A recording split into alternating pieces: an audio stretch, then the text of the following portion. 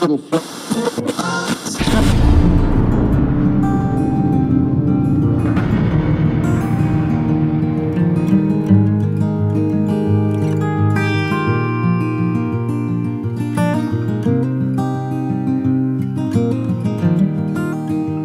I've got some things to get off my chest. A few more words to rhyme while I still got some melody left. I've been way up high. There he is. Hey, what's up? JD Grambling. JD, welcome. Can y'all What an hear and honor. see me very well? I was trying to. No, that's an awesome background right there. Yeah, Oh, ball of that- guitar. You I and Dean don't- get along. That's that wood right there came off like a schoolhouse porch up in northern Arizona that was like 90 years old, and a buddy of mine's dad, they tore it down and he had a big stack of it there, and I'm like, oh, that's the perfect wall that I want to hang my guitars Yeah, that's on. awesome. Now, are you in Arizona? I am. Okay. It's a good music scene. It's a good history of musicians coming out of there. Well, it is. I mean, it's a cool, like, it is and it isn't. I mean, you have got a good history here, but like maybe people will be mad at me for saying this, but Arizona also now has become like a cover band wasteland. I mean, there's that's what I call it. I don't even play here. There's a few places that I still play here, but not a lot. I kind of made the decision about 6 months ago. I'm not competing against family reunions and prime rib dinner conversations. Well, Don, when we talked to Don Dokken a couple weeks ago, it wasn't it. He moved to Arizona, or was it New Mexico? He's in New Mexico. New Mexico, yeah.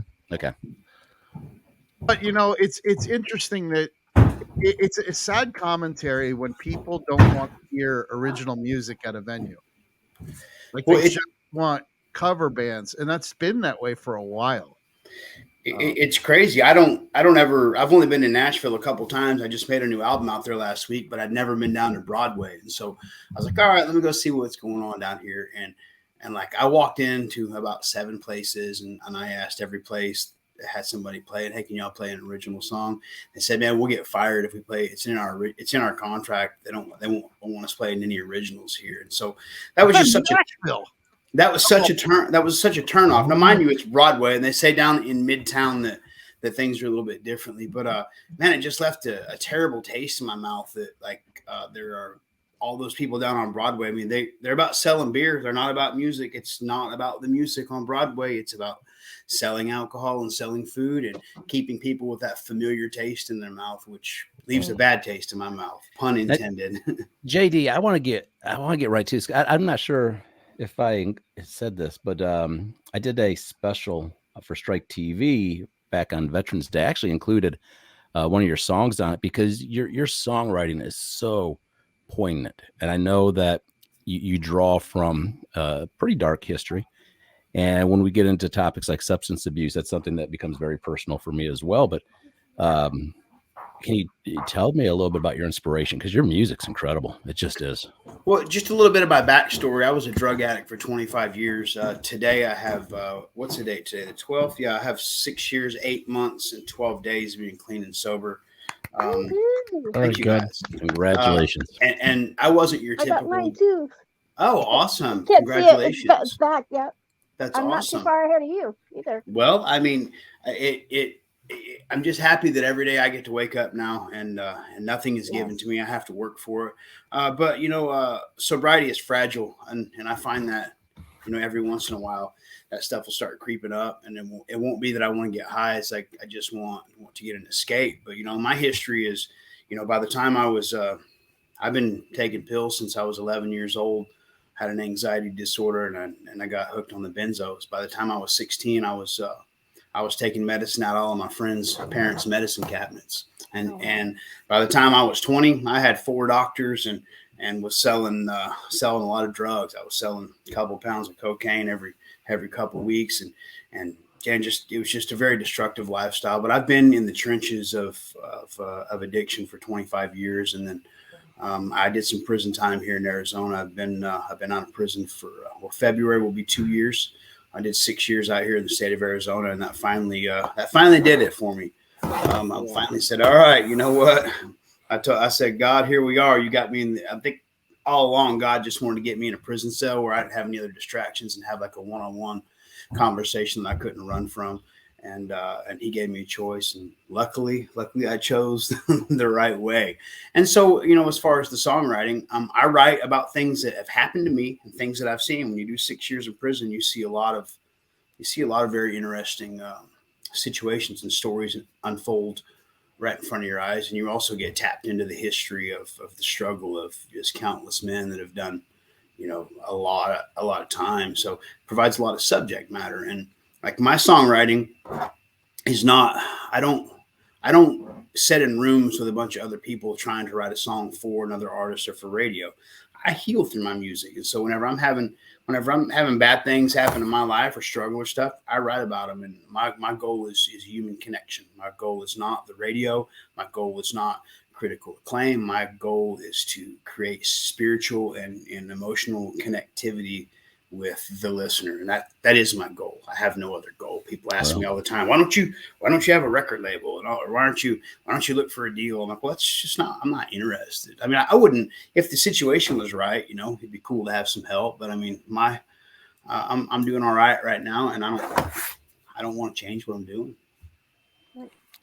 Yeah. Your music definitely connected. Don, what was the comment on, or the quote on his website? I love this. I knew I would meet my demons in prison, that one of us would die. I just didn't know which one of us would walk out of there alive. True story. Yeah, I mean there couldn't be more truth to that. I mean, I knew when I went in there. I didn't stop getting high until the day I signed my plea. I signed a plea for negligent homicide out here in Arizona. I was charged with manslaughter originally, and I wanted to plead guilty right off the bat. I was guilty. I got in a car accident, and I was not sober. And I wanted to plead guilty, but my attorney was like, man, you got to let the process unfold. And so that year between the accident that I had and me signing my plea, my drug addiction became extremely supercharged. I was on the needle. I was, my normal dose of pills was 20 to 25 Perk 30s a day, and probably 5 to 6 Xanax bars a day. On top of the powder, I was doing a lot of cocaine at the time. So it was just reckless. I was going back and forth from here to Mexico doing things I don't even want to talk about on air. However, if you listen to my songs, I talk about them, right? But sometimes I don't want to make anybody else, uncomfortable, but it's all in my music, and I just write those things down. And I didn't know on day one, I had no clue whether I was going to maintain my sobriety or not. For those of you guys that don't know, there's more drugs in prison than there are on the street, and you got to walk less than 50 yards to get them. Before I even got to my first cell in Red Rock Correctional Facility, cell HD 65, from the intake to me walking across the yard with all my stuff, 4 people walked up and offered me heroin in that first 150-yard walk. Wow. Unbelievable. So some people that don't know about that, and I've made some mistakes and some enemies in my life, and there's some folks like, oh, he just got sober because he went to prison because he couldn't get anything, which I don't argue that point with them, but it's not true. But I used to be so confrontational and willing to fight about anything, and that's just not who I am anymore. So, but I do try to tell the story that those guys that stay sober in prison are they're conditioning themselves for the outside world, because in prison you don't have anything to lose. You have everything to gain by staying in there, just completely out of your mind and letting the time fly by. But I wanted to change my life, and I've effectively done that. I get to be a dad. Now I get to be a husband, a brother, a friend. One of my friends that I work with sometimes had $50,000 in a bag. He was going to the bank in the front seat. He pulled into a Circle K and left me in the car. Right, that was not normal for me back in my drug days. So it's cool to have that respect and that trust from my peers and my family, and be what I think God's always wanted me to be. Wow. But Don, do you have a clip? Yeah, I want to play A Pound of Rust. Okay. For everybody, and then it leads to a discussion, because it kind of sums up kind of what you've been talking about, what you've been dealing with here. So, well, I've been a liar, and I've been a thief.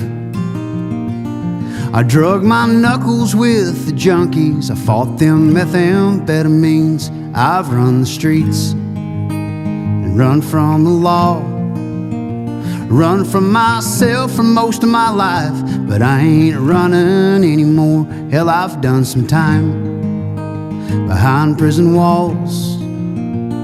For 5 long years I fought lonely with a guitar and a song. Barely made it out, still holding on. And I found forgiveness in a Savior for all the things that I'd done wrong. Well, shedding all this old skin is hard, and I feel naked now, as they can see through my eyes and in my heart.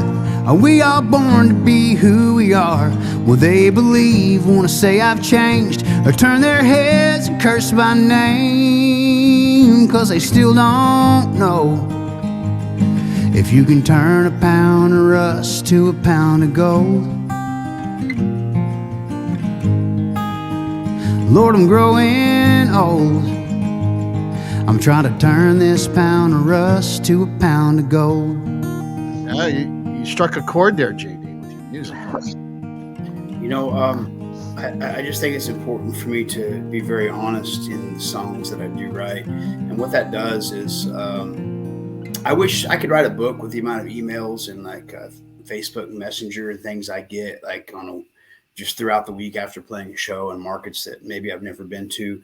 People open up about their entire lives to me after my shows. And I think I just provide them a comfortable space to have a conversation, like an honest and truthful conversation that's completely judgment free because man, I'm telling you, if you ever go to one of my live shows, it's all out there. The stories behind the songs, it's all there's no hyperbole. It's just the absolute unfiltered truth from 25 years of drug addiction and almost 7 years of sobriety. So it provides a lot of contrast. And man, I stay active. Although I don't go to like meetings all the time, I stay active in the recovery community. I go speak at different halfway houses and sober living houses. And I don't know if you guys know this about me, but in prison, I was a guitar teacher. I was a music teacher. I spent about $20,000 on, was able to facilitate some donations, taught over 500 guys how to play some type of instrument. And I watched music change people's absolute lives.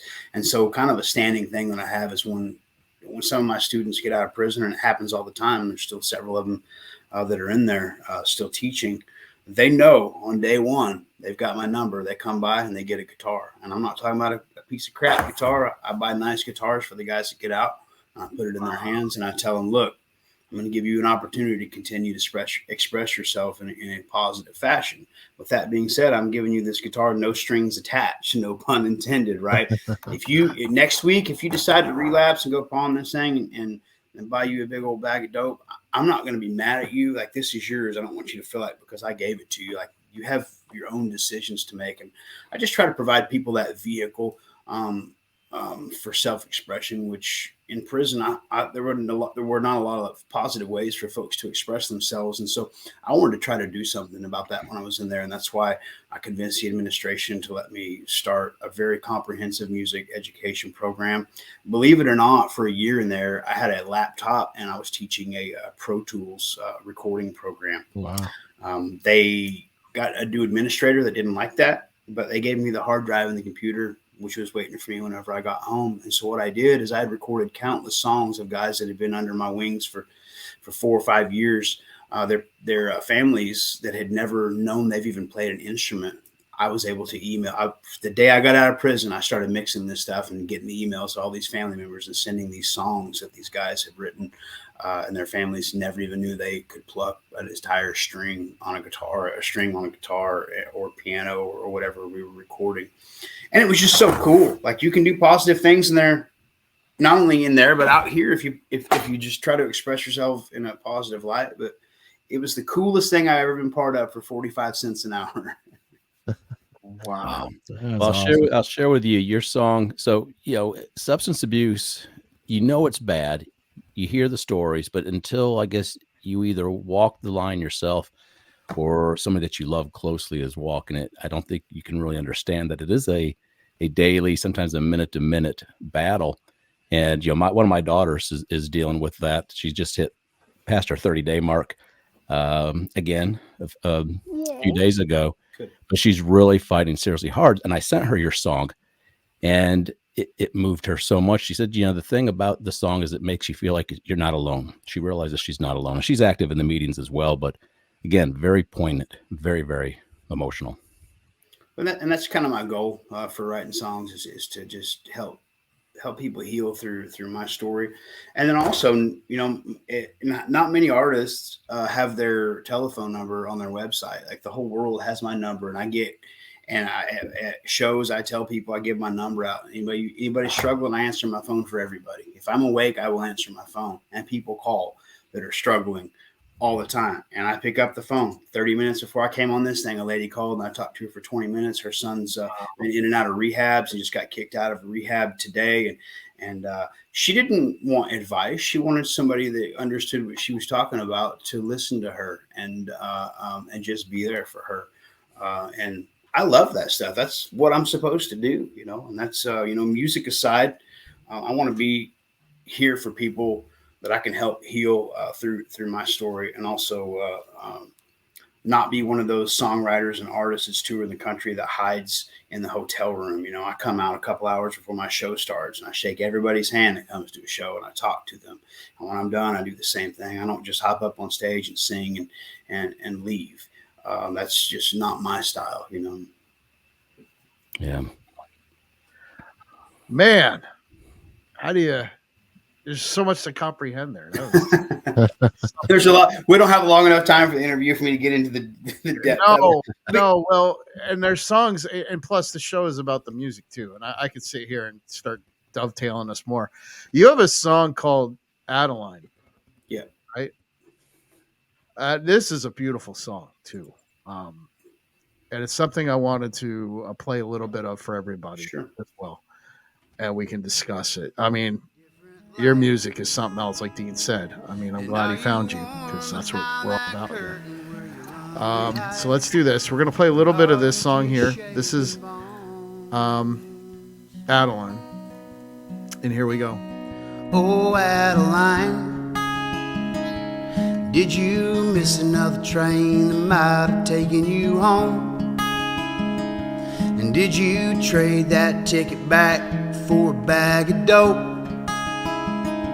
And did your heart feel betrayed as you watched it go? And are you still scared to leave? Oh, Adeline, are you happy with the choice you made? And did it make you the woman you are today? And do them sidewalk diamonds shine when you're looking down? And do the tears get in the way and blur the lines? Oh, Adeline. I have to say, what affected me, not just music, lyrically, but the way that the bass line underneath plays, that just hit me. There's like this bass underneath it that's just playing as a different kind of tone underneath with the chords, and it's just gorgeous. Man, I tell you what, the guys that I made that album with, I love this album so much that last week I just went and recorded another album with this same exact lineup, same studio, same producer, and there's not, like, we try to keep my albums pretty bare bones, but it's not like a cookie cutter deal. Like, we listen to the songs and we figure out how to gain maximum connectivity through the arrangement, not put a bunch of stuff around it. But yeah, that bass in that song, there's a bass and a baritone guitar on my acoustic guitar that add this really just haunting low end. Yeah. And I have some songs on my new album that are, they're equally, they're equally as dark and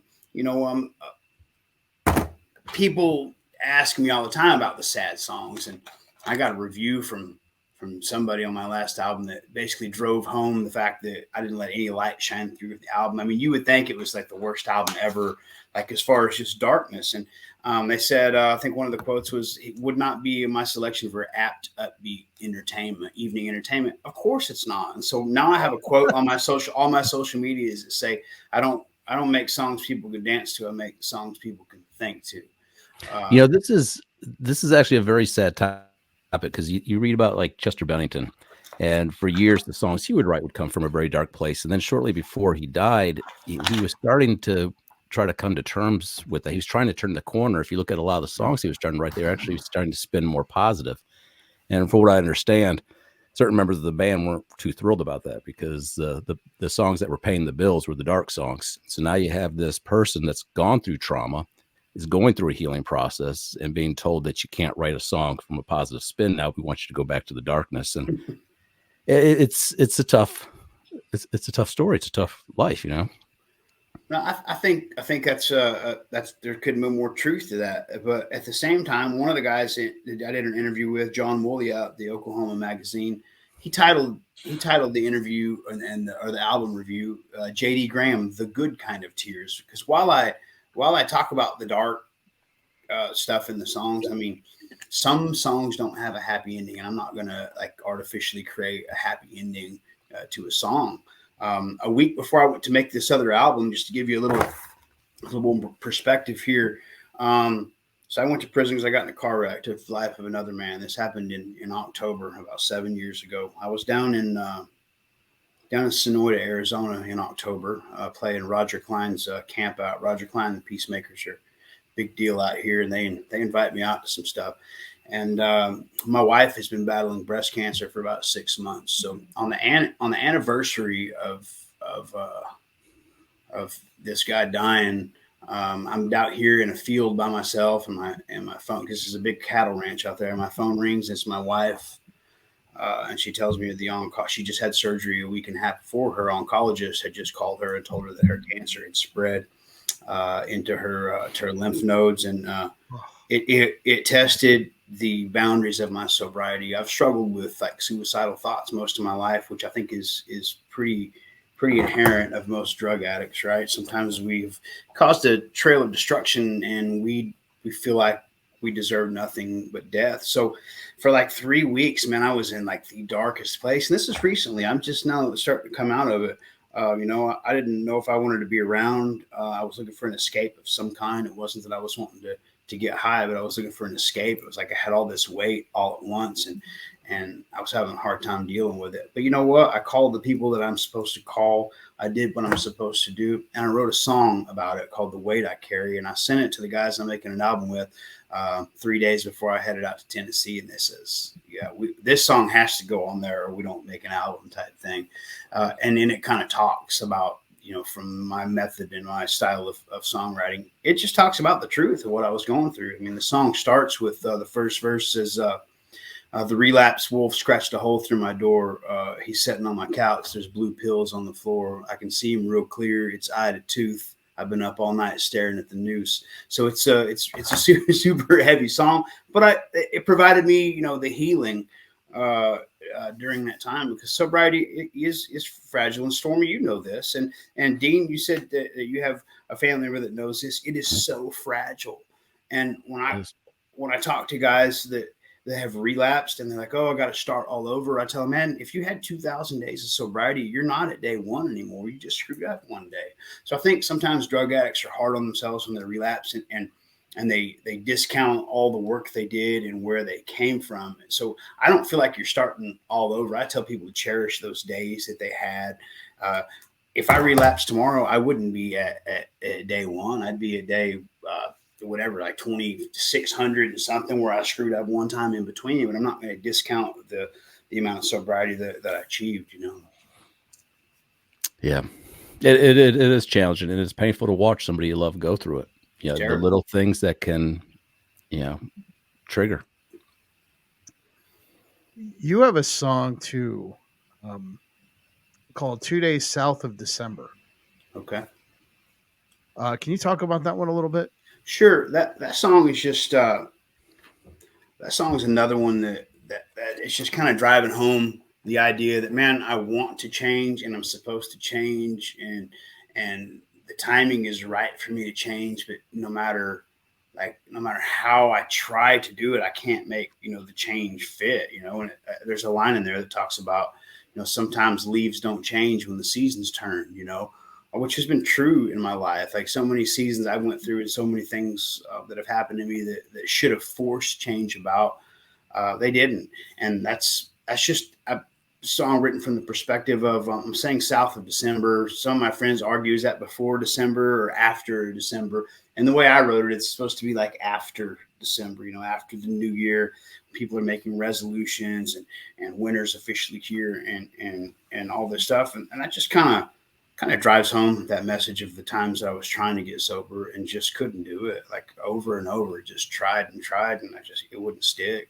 And I finally understood what happened. In hindsight, I'm a believer, and I've been a believer my whole life. But what I had not done yet is surrendered to God. And there's strength in power in surrender and acceptance. As cheesy as the little AA mantra is, that acceptance is the answer to all of our problems. Man, that is like a profound statement that lives in me. Didn't you get some sort of relief when you're able to give it a name? I'm an addict. Oh my gosh, I'm an addict. Now I know what to do from here. I always knew that I was, but I kind of, the surrender helped me. I always knew I was an addict, but I stood on it. I was wearing it as a crown or a badge of honor. I wasn't, I don't know why. I was almost proud of it at the time. Looking back, it was the dumbest thing. My wife used to tell me, I used to say, hey, baby, I'm not going to quit. Like you didn't marry a quitter. I was a drug addict when you married me. And if you don't like it, right. Quitter.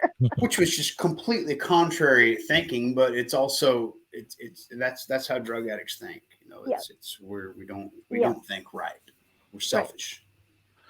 That's the thing with your music, though. You can feel the emotion so much in it that it has like the soothing effect. It's almost like puts you in like a state of hypnosis. It makes you relax so much, even though the lyrically it's dark, but it still gives you that soothing effect. It's just wonderful.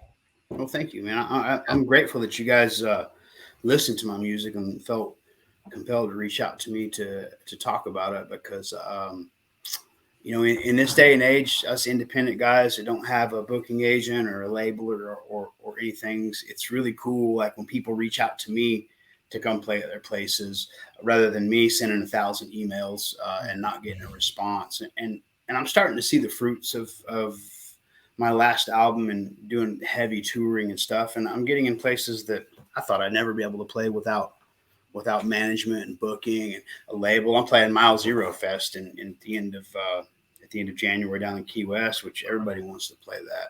I get to play all my favorite listening rooms across the country in January. I'm going to be out for about a month and a half on tour, and I'm taking Justin Clyde Williams with me for a couple weeks. If you guys don't know who he is, most underrated guy in the United States of America.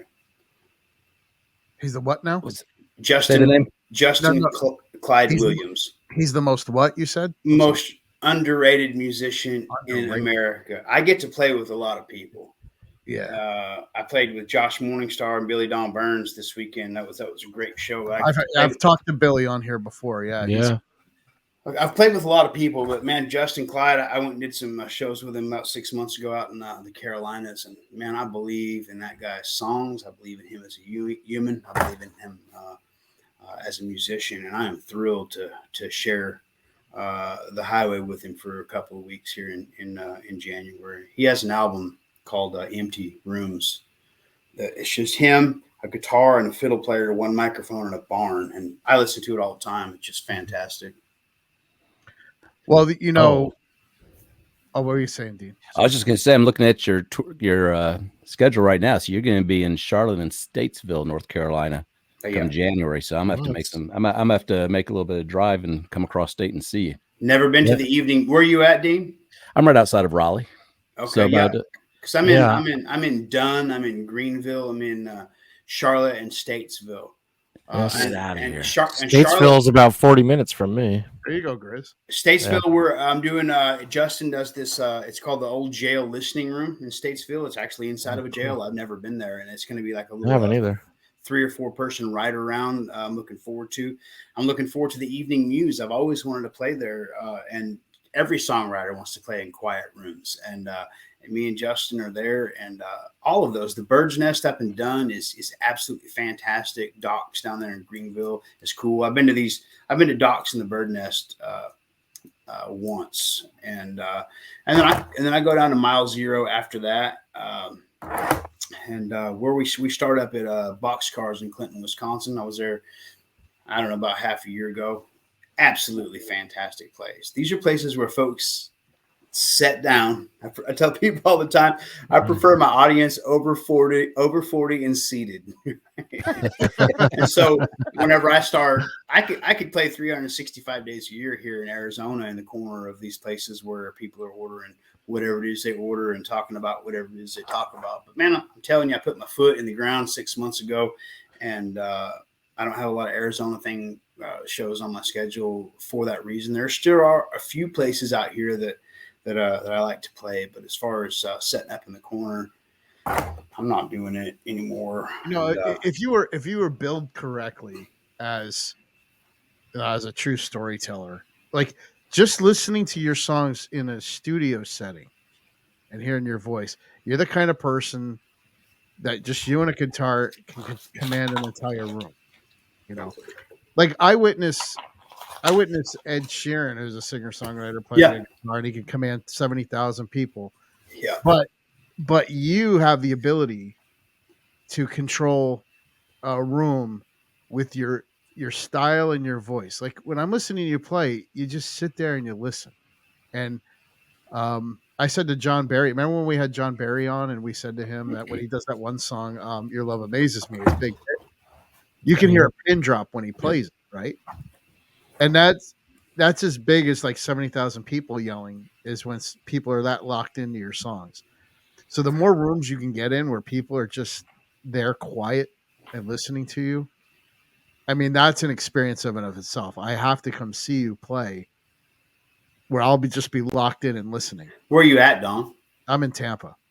Okay. A little far from Key West, but. Yeah, well, yeah, and Key West is going to be a big festival. I mean, if you look at the lineup of the Mile Zero Fest, I look at it still to this day. I'm like, how I'm playing this festival, but whatever, right? I'll take it. The booking world, like some things that and I don't get talked about enough is us independent guys that are booking our own shows and we're doing our own merch, we're writing our own songs, and we're recording our own albums. Like that is a full-time job. I have some of my friends that are not in the music business. Like, what do you mean you're busy? You just stand on a stage for a couple hours and play songs. I'm like, man, yeah. Like I've got about 5 hours on the computer today, building promo videos, sending emails, making phone calls. Staying as busy as I like to stay without the traditional booking agent and things of that nature. It's very difficult, but I wake up in the morning and I will not be outworked. And if I get someone that can book me eventually, man, I'd be happy to pay them their fee, because I can focus on the things that I need to focus on. So that is the guys that are out there running up and down the highway that are doing it themselves. I mean, I got a great deal of respect for all of them because it is such hard work, but you got to do it to even have a shot at getting someone that's willing to go out there and advocate upon your behalf. But for me, to get an agent, I mean, I would have to have someone that knew exactly what I was trying to do. Don't put me at a place that's trying to sell beer on a Saturday night at 9:00. It's going to be a bad experience for everyone. And I believe people want to drink beer, whatever. I don't care like what anybody else does, but my music is not stuff people are going to go out and party to. That's why I try to focus on these listening rooms and hoping to get some tour support in these small theaters. And my dream right now is to get out there and do some support for like John Moreland or Chris Knight or some folks like that I really, really admire. Jeffrey Martin, Anna Tivell, those are who I'm listening to these days. Ryan, you guys know who Ryan Colwell is? Ryan don't. Colwell? I'm making a note. Ryan Colwell. You have to check him out. Ryan is the one that is co-producing my album, and it's just a monster of a songwriter. He has one of my favorite albums of his is his newest one. It's a couple years old, called "Run Like a Bull." But if you ever get a chance, it's Culwell. Ryan Colwell. He's you fantastic. talked about this song that you wrote, "The Weight I Carry," right? Yeah. All right.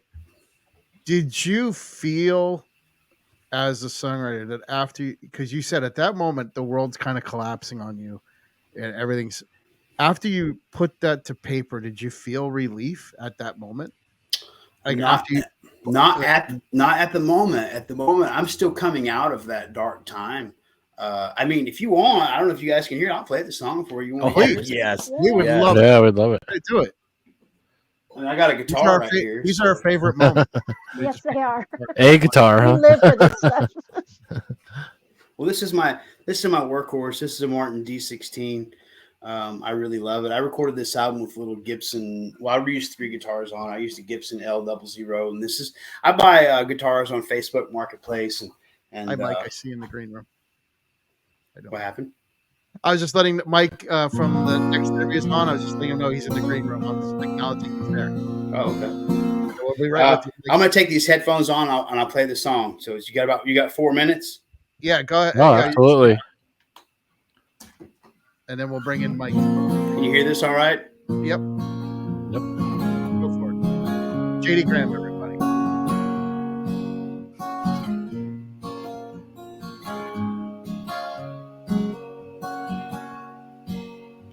The relapsed wolf scratched a hole through my door.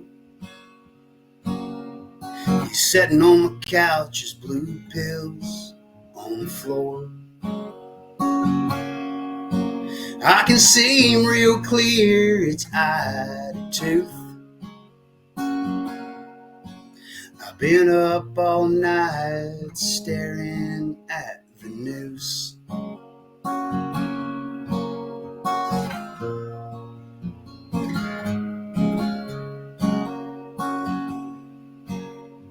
And I thought I made peace with the man I killed, but I ain't. I just covered it up with a different color paint. But it's starting to peel, and I'm starting to feel everything.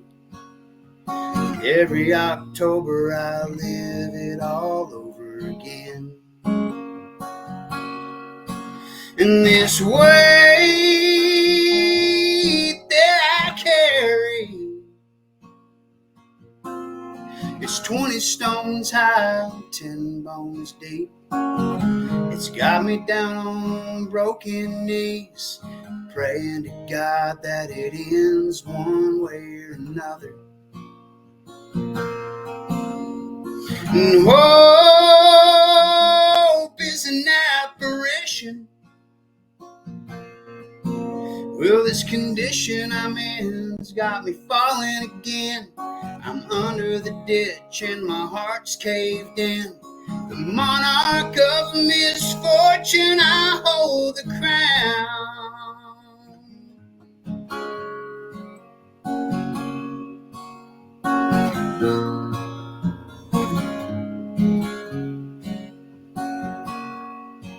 Well, my wife's real sick, she's got a look in her eyes that says, God, come get me, the cancer's taking my smile.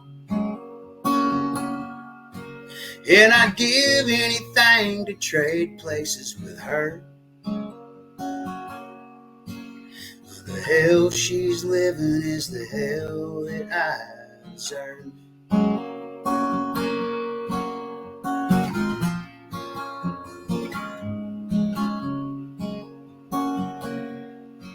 I got a rebuilt engine in my head and it's running lean. The choke cable's broken and it backfires when I breathe. And I'm stuck out here somewhere between right and wrong. And I wish like hell that I could tell you this was just a song. but it's the weight that I carry. It's 20 stones high, 10 bones deep. It's got me down on broken knees, praying to God that it ends one way or another. And hope is an apparition, and this condition I'm in's got me falling again. I'm under the ditch and my heart's caved in. The monarch of misfortune, I hold the crown.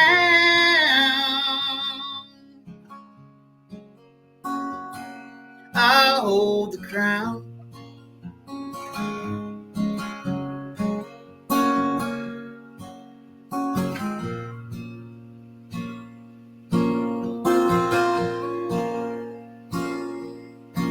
Everything gets quiet and time slows down.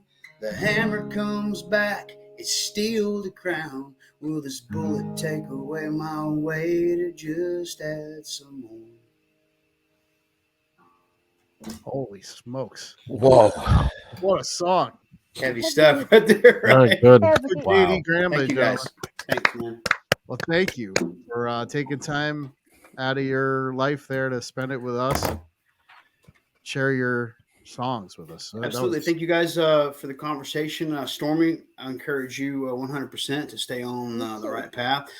Dean, if you don't mind, what's your family member's name? And I'll pray for them. And man, thank you guys so much for reaching out. It really means a lot that folks are hearing my stuff and want to talk about it. And I don't say that from like an egotistical standpoint.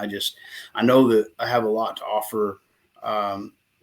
Just not only in just the music aside, just my story, right? And the music is just a vehicle for me to share my story and to help other people heal and have that human connection. So I'm extremely grateful to be on here speaking to you guys this evening. Well, thank you, JD. Thanks for JD, being here. I'm gonna Bless come your see you. whole entire heart. I'm gonna come see you next month. It'll either be Okay, in man. Statesville or Charlotte, but I'm gonna come see you.